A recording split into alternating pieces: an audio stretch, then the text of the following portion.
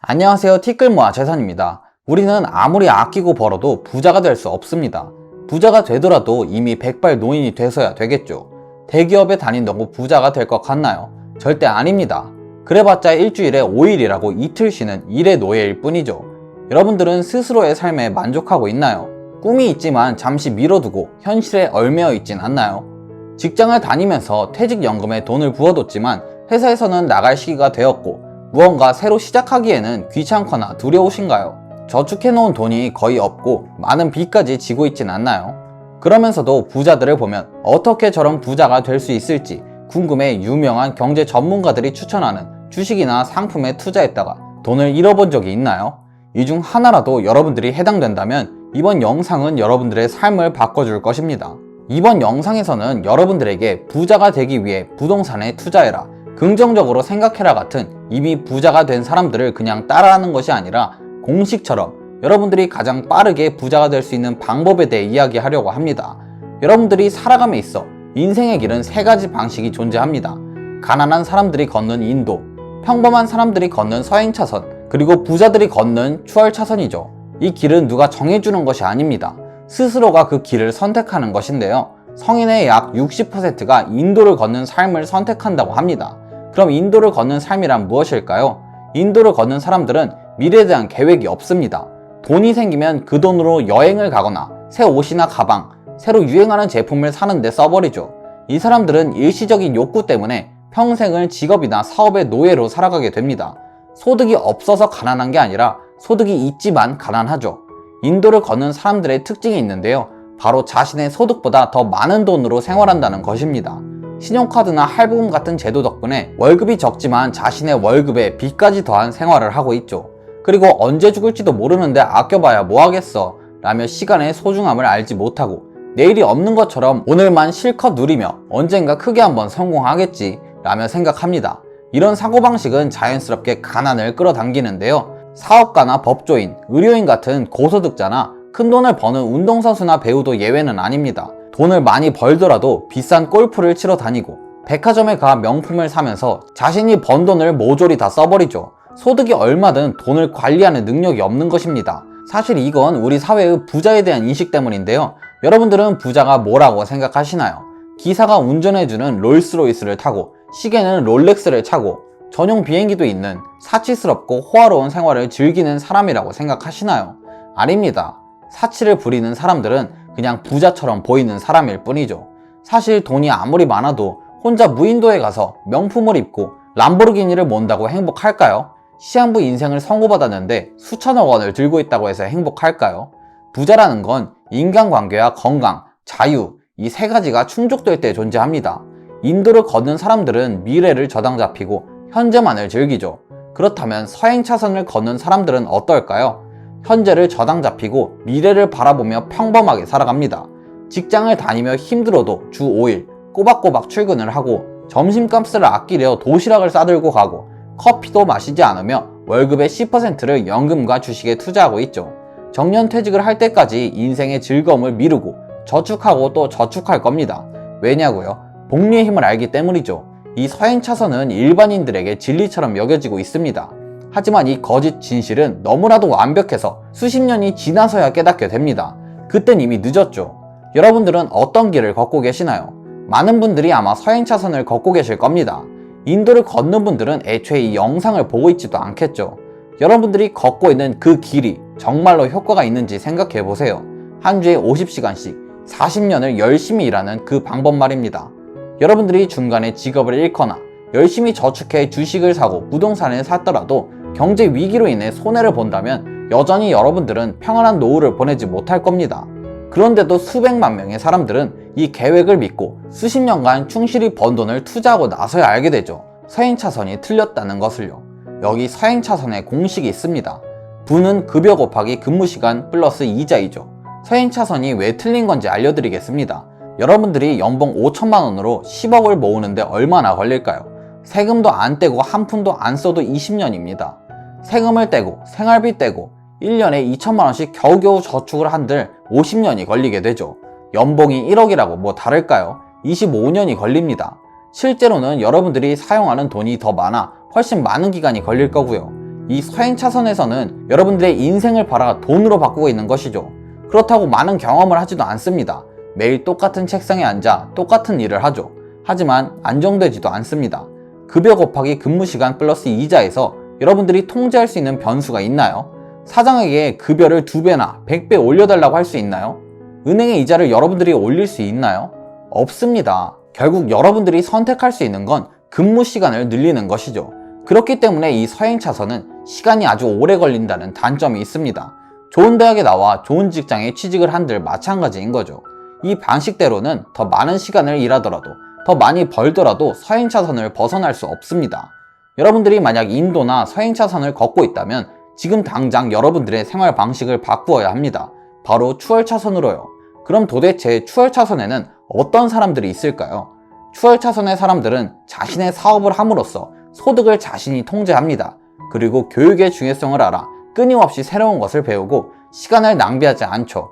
그렇다고 돈을 쫓지도 않습니다. 돈은 어디에나 충분히 있기 때문에 그 돈을 가진 사람들을 공략을 하죠. 이 사람들의 목표는 열심히 일해서 돈을 버는 것이 아니라 자신의 비전을 이루기 위해 돈이 필요할 뿐입니다. 그리고는 최종적으로 자신이 일하지 않더라도 사업과 투자를 통해 평생 현금 흐름이 나오는 것이죠. 이 추월 차선의 사람들은 남들보다 빠르게 부자가 되는데요. 인생이 피라미드를 쌓는 것이라고 가정했을 때 인도를 걷는 사람들은 그냥 놉니다. 에이, 언젠가 짓겠지. 지금은 아니야. 그리고 서행 차선의 사람들은 성실히 차곡차곡 돌을 하나씩 쌓습니다. 하지만 수십 년이 걸리겠죠. 추월 차선의 사람들은 피라미드를 쌓을 기계를 생각합니다. 그리고 그 기계를 만들어내죠. 기계를 생각하고 만드는 동안에는 서행 차선의 사람들보다 느릴 수도 있습니다. 하지만 기계가 완성된 순간 별 노력도 하지 않고 따라잡게 되죠. 어떻게 기계를 만드냐고요? 세상을 생산자 관점에서 바라보세요. 텔레비전을 통해 제품을 사는 게 아니라 팔아야 합니다. 금을 캐려고 땅을 파는 게 아니라 그 옆에서 삽을 팔아야 해요. 수업을 듣는 대신 수업을 제공해야 하고 직업을 갖는 대신 고용해야 합니다. 여러분들이 생산자 관점에서 세상을 바라보기 시작한다면 더 많은 아이디어가 떠오르고 기회가 보일 겁니다. 추월 차선의 공식은 부는 판매 개수 곱하기 단위당 이익 플러스 자산가치인데요. 여러분들은 서행 차선의 공식인 급여 곱하기 시간 플러스 이자에서 여러분들이 관여할 수 있는 건 시간뿐이었습니다. 반면 추월 차선에서는 여러분들이 자동화를 통해 분점을 많이 낸다거나 광고를 내 판매 개수를 올릴 수 있겠죠. 퀄리티를 높여 단위당 이익도 올릴 수 있습니다. 그에 따라 사업의 자산 가치는 당연히 같이 올라갈 거고요. 여러분들의 실력에 따라 부가 결정된다는 것입니다. 하지만 판매 개수를 얼마 올리지 못하는 사업을 한다면, 예를 들어 여러분들이 치킨집을 한다면 치킨을 하루에 2만 마리씩 튀길 수 있나요? 없습니다. 반면 인터넷으로 치킨 밀키트를 팔면 어떨까요? 하루에 몇만 마리도 팔 수 있죠. 이렇게 추월 차선의 공식을 잘 적용할 수 있는 사업을 해야 합니다. 어떤 사업일까요? 5가지 사업이 있는데요. 첫 번째는 여러분들도 잘 알다시피 임대업입니다. 가장 오래된 방법이지만 여전히 확실한 길이죠. 꼭 부동산이 아니더라도 장비나 로열티, 라이센스 등도 일종의 임대업입니다. 카메라를 빌려주거나 공간을 빌려주는 임대업도 있습니다. PC방도 마찬가지로 컴퓨터를 빌려주는 임대업이고요.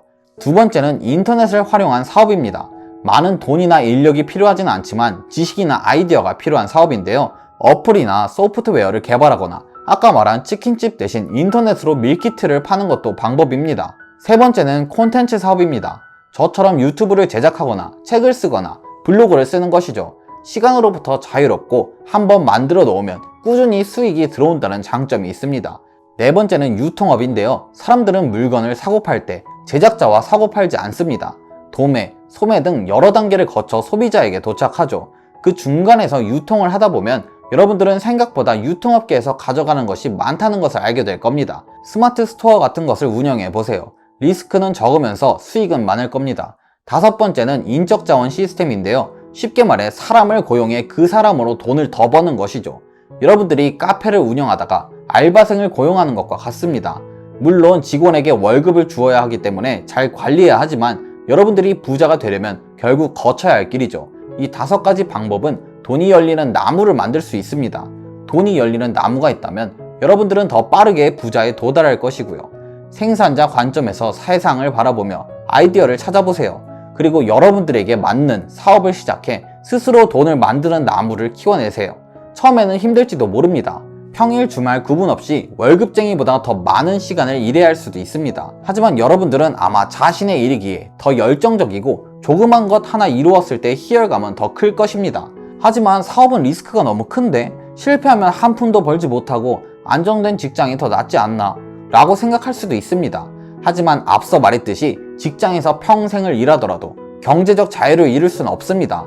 저는 그러기보단 사업에 도전해보고 싶은데요. 실패를 하더라도 리스크가 낮은 사업을 계속해서 시도하며 발전한다면 언젠가 빛을 보지 않을까요?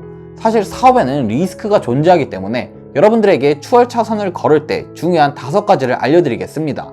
바로 필요, 진입, 통제, 규모, 시간인데요. 새로 시작한 사업의 90%는 5년 안에 실패한다고 합니다. 왜일까요?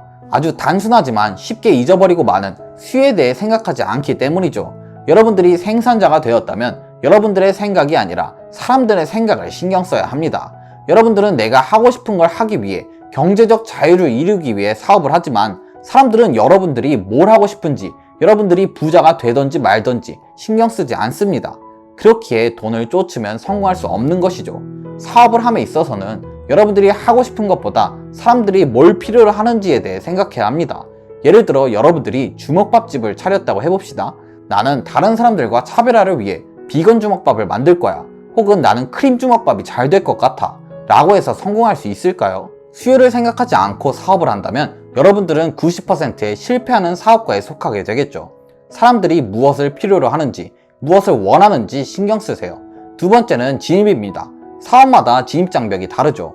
유튜브처럼 누구나 할 수 있는 사업도 존재하고 아무나 못하는 특별한 기술을 요구하는 사업도 존재합니다. 진입 장벽이 낮을수록 경쟁은 치열해지고 여러분들이 벌 수 있는 돈은 적어질 거예요. 여러분들이 타고나지 않았다면 조금 힘들더라도 모두와 다른 길로 가야 합니다.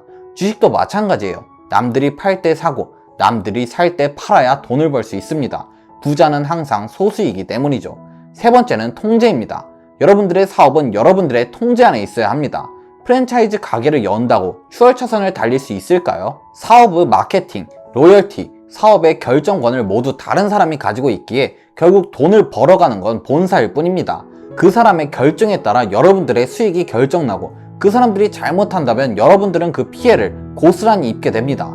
자신의 브랜드를 만드세요. 그리고 키우세요. 네 번째는 규모입니다. 여러분들이 동네에서 의류 매장을 운영한다면 아무리 질 좋은 옷을 공급해도 여러분들의 손님은 동네 사람들일 뿐이죠. 알바를 세워놓고 신규 매장을 개업하던지 프랜차이즈화를 하던지 인터넷을 통해 더 많은 고객들을 만나던지 해야 됩니다. 사업을 함에 있어 여러분들의 사업이 얼만큼 커질 수 있는지, 성공했을 때 최대 수익은 어느 정도 되는지 가늠해 보세요. 만약 적다면 다른 방법을 선택해야 합니다.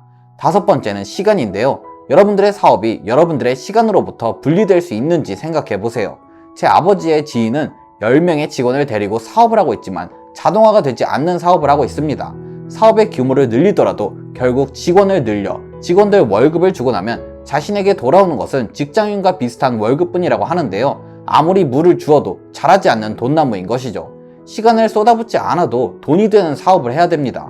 그 사업을 누가 이미 하고 있어도 상관없어요. 어떤 사업이든 이미 누군가 하고 있을 겁니다.